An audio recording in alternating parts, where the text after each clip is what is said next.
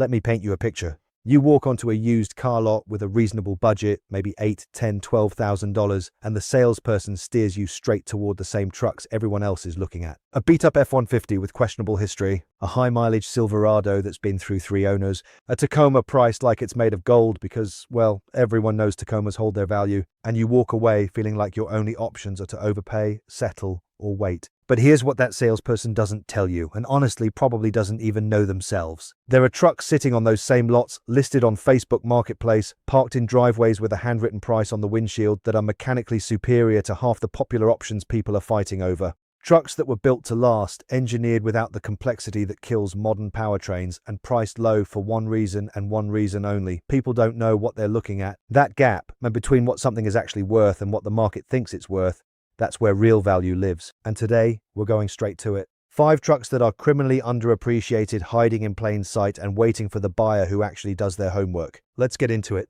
Number 5 on the list is the GMC Sonoma, and I already know some of you are about to click away. Don't! Give me 60 seconds because this one makes a lot more sense than it looks on paper. The Sonoma ran a 4.3-litre Vortec V6 for most of its production life, and that engine deserves a lot more respect than it typically gets. Here's the context that changes everything. The Vortec 4300 is architecturally a Vortec V8 with 2 cylinders removed. Same basic block design, same low revving, high torque character, same fundamental engineering DNA as one of the most bulletproof engine families ever put into a production truck.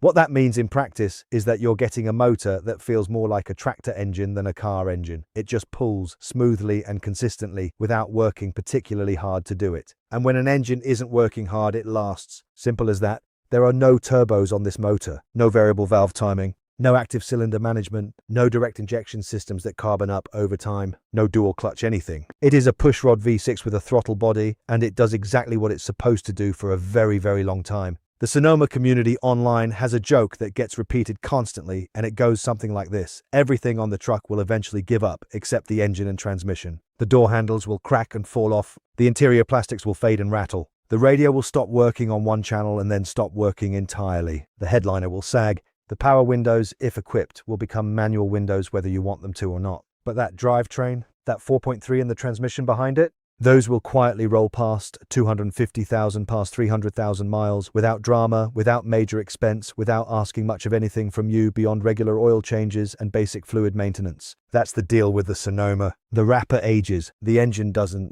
Parts availability is another huge advantage here. Because the Sonoma shared its platform extensively with the Chevy S10 and the S10 Blazer, the parts ecosystem is enormous. We're talking about components that are so common and so cheap, they turn up at general auto parts stores without any trouble. Basic wear items, gaskets, sensors, pumps. None of it is going to send you into shock at the parts counter. Find a clean one for $3,000 to $5,000 and you haven't just bought a truck. You've bought years of reliable, low-cost transportation with a powertrain that was genuinely overbuilt for the job it was designed to do. Number 4 is where this list starts getting strategically interesting because this truck is a goldmine specifically because of how it's perceived rather than what it actually is. Meet the Mazda B series, and the thing you need to understand immediately is that this truck is a Ford Ranger. Not inspired by a Ranger, not a truck that borrows some components from a Ranger. A Ford Ranger with a Mazda badge on it. Full stop. Mazda and Ford maintained a manufacturing partnership for decades, and one of the products of that partnership was a badge sharing arrangement on their compact trucks. The B Series rode on the exact same frame as the Ranger, used the same engine options, the same transmission, the same axles, the same suspension geometry.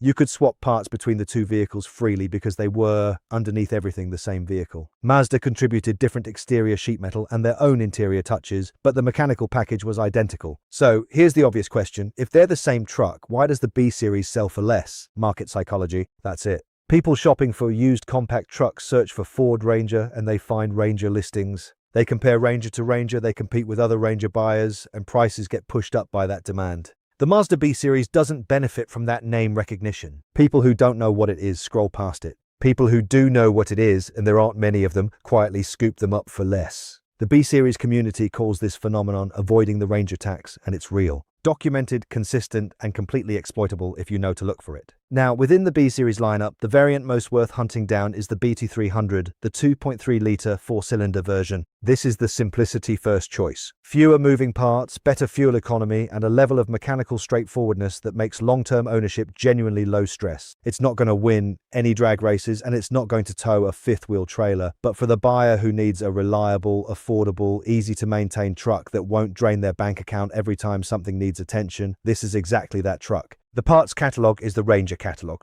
Huge, cheap, and available everywhere. Mechanics know this platform cold because they've been working on Rangers for 30 years. There is no learning curve, no specialty knowledge required, no sourcing challenges. If you're a first-time truck buyer working with a limited budget and you want to make a genuinely smart purchase rather than an emotionally satisfying one, find a B-Series, have it inspected, and buy it with confidence. Number 3 might be the most purely strategic buy on this entire list, and I want to take a moment to properly explain why, because the value proposition here is almost absurdly good. The truck is the Suzuki Equator, and I'm willing to bet that a significant portion of people watching this right now have never heard of it. That's the entire point. Here's the background. Suzuki and Nissan had a partnership arrangement in the late 2000s, and as part of that deal, Suzuki sold a version of the Nissan Frontier in the American market under their own name. The Equator wasn't based on the Frontier, wasn't inspired by the Frontier, wasn't a cousin of the Frontier. It was the Frontier, built on the same platform, using the same 4.0-litre V6. The same frame, the same suspension, the same axles, the same transmission, the same everything.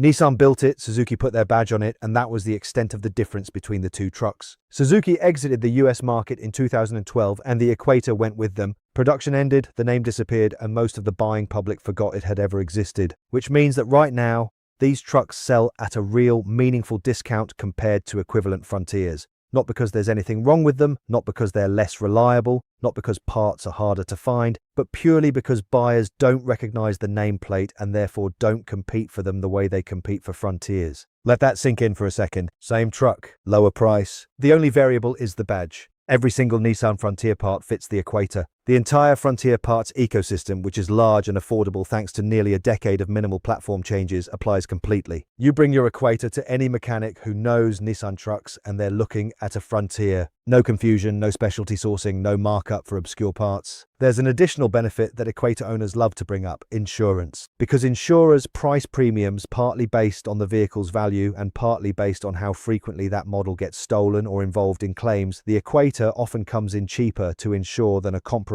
Frontier, again despite being the exact same truck. Thieves don't steal what they don't recognize, and the insurance math reflects that. If you find a clean example with reasonable mileage and a solid maintenance history, the calculus here is simple. You are buying a Nissan Frontier at a Suzuki Equator price. Do not overthink it. Number 2 is the Nissan Frontier.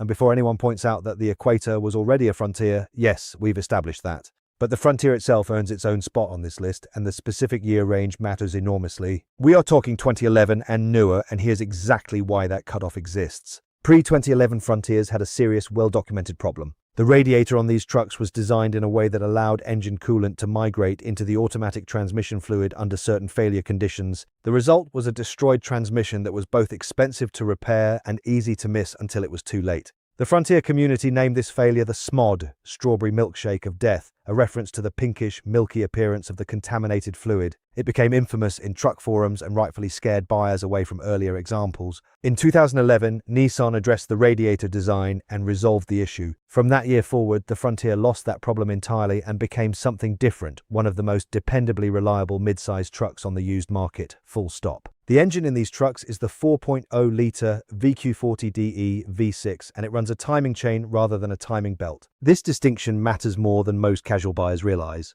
Timing belts are wear items. They need to be replaced on a schedule, typically around 100,000 miles, and if you miss that service or if the belt fails unexpectedly, the consequences can be severe. A timing chain, by contrast, is a hardened metal component designed to last the lifetime of the engine without scheduled replacement. There's no ticking clock on it.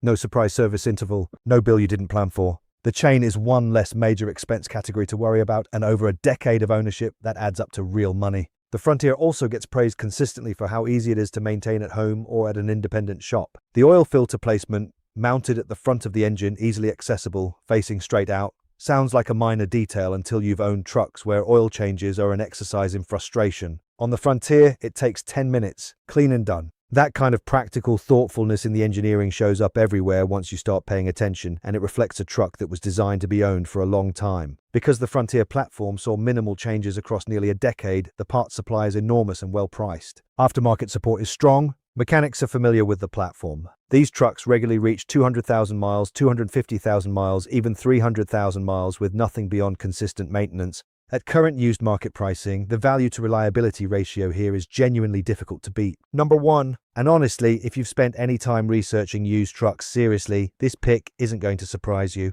But what might surprise you is exactly why this truck belongs on a list of underappreciated hidden gold mines. Because the Tundra's reputation is well known, and yet the market still consistently undervalues what you're actually getting when you buy one. The Toyota Tundra 2007 to 2021 built around the 5.7-litre iForce V8. Let's talk about that engine first because it's the foundation of everything. This is a naturally aspirated V8, no turbochargers, no cylinder deactivation, no variable displacement system, no complex active fuel management technology that saves you a few miles per gallon at the cost of collapsing lifters and destroyed camshafts down the road. It is a large, simple, overbuilt V8 engine doing work that it is fundamentally overqualified for. Toyota designed this motor with significant engineering headroom, meaning the engine was built to handle far more stress than a half-ton pickup truck actually puts it through in normal use. The result of that headroom is longevity that borders on legendary. While Ford was fitting EcoBoost turbocharged engines into their half-tons and watching those turbos and intercoolers become expensive failure points, and while GM was dealing with the fallout from their active fuel management cylinder deactivation system destroying lifters at a rate that shocked even longtime Chevy loyalists, Toyota was just running this V8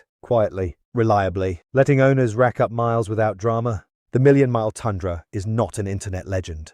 There are documented, verified examples of these trucks crossing the million-mile mark with the original engine. It isn't common, it isn't guaranteed.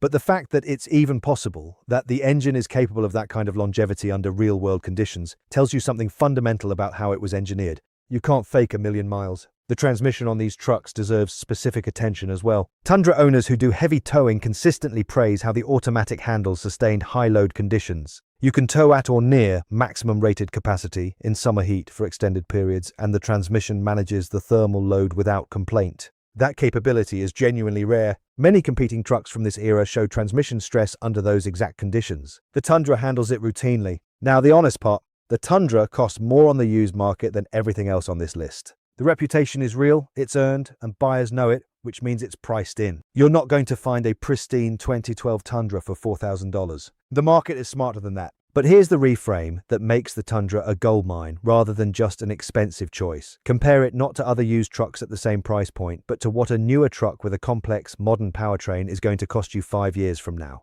A 2010 Tundra with 130,000 miles is not a truck at the end of its life. It is a truck in the middle of its life. It has another 150,000, potentially 200,000 miles of reliable service ahead of it if it's been maintained. When you spread the purchase price over the actual usable life remaining, the math looks completely different. That's what a hidden gold mine actually means. Not just cheap to buy, valuable relative to what you're actually getting. 5 trucks, 5 opportunities to buy smart in a used market that rewards the buyer who does their research and punishes everyone else. Whether you're drawn to the straightforward simplicity of the Sonoma, the badge arbitrage play of the Mazda B series, the almost unfair deal that is a clean Suzuki Equator, the no-nonsense dependability of a post-2011 Frontier, or the long-game investment case for a Tundra, every single one of these trucks represents genuine value that the average buyer is walking right past. That gap between perception and reality is your advantage. Use it. Drop a comment below.